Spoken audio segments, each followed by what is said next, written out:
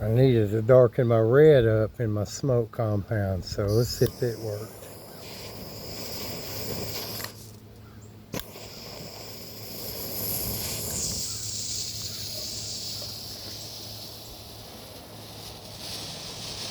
It's pretty red.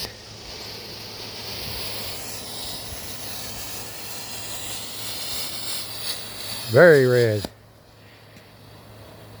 I added just the right amount of more dye. It was washed out before, but it's good now.